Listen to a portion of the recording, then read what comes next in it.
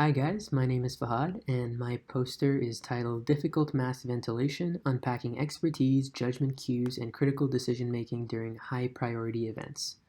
Thanks for joining me this Quality Patient Safety Day, and without further ado, I will begin.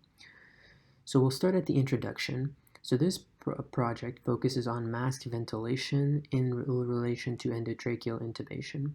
So this is that super high stakes movie time sensitive thing that you see Hollywood style where someone has to immediately intubate someone, and we always view it as very critical because there's not much time.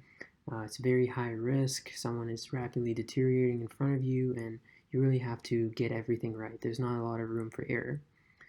So because mass ventilation events can differ widely due to patient and the specific situation's characteristics, mass ventilation has to be done very well. The anesthesiologist or other individuals providing them must be willing to make those adaptations to the environment depending on those specific conditions to get the ultimate successful result for the patient. So we looked at checklists and textbooks that have already been designed, but unfortunately they were lacking some of this experience-based tacit knowledge, and that's what we chose to focus on.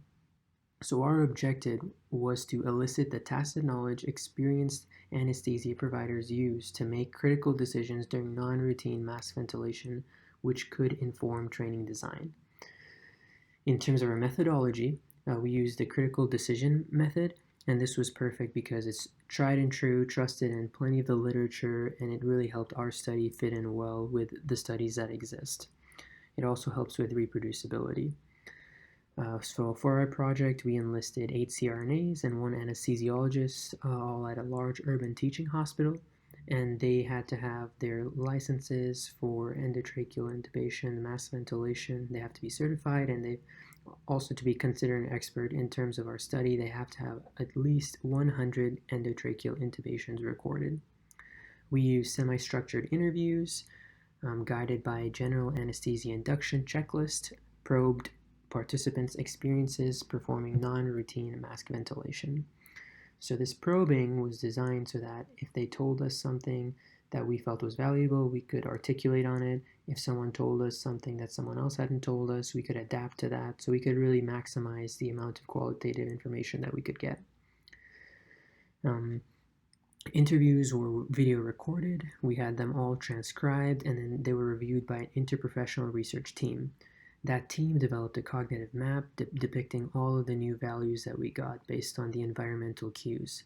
And finally, this map was validated via interprofessional member check and then comparison to the literature, the articles, the textbooks, everything that we have.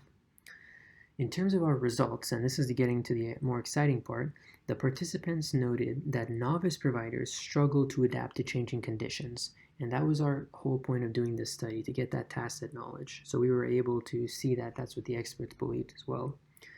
In addition to the visual cues, participants reported relying on tactile, auditory, and olfactory sensations in the critical decisions. This was interesting because initially we had only kind of expected those visual cues, things that you see, you do differently because you're seeing things differently. But experts relied on things that they felt, things that they heard, even things that they smelled throughout the study.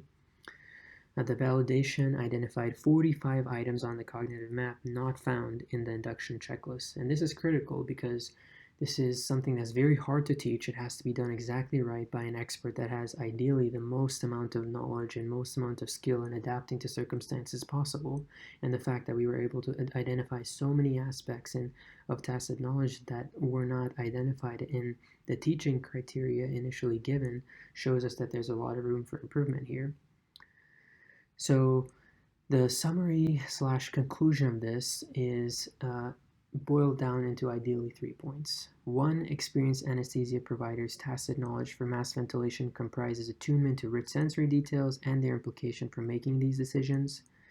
2, experienced providers' recollection of non-routine mask ventilation decision-making painted a more nuanced picture of the high-stakes tasks that presented in checklists and textbooks or understood by novices. And then finally, training that incorporates this tacit knowledge may accelerate time to competency and promote patient safety. And that's kind of what we're hoping to be a process of. Thank you so much.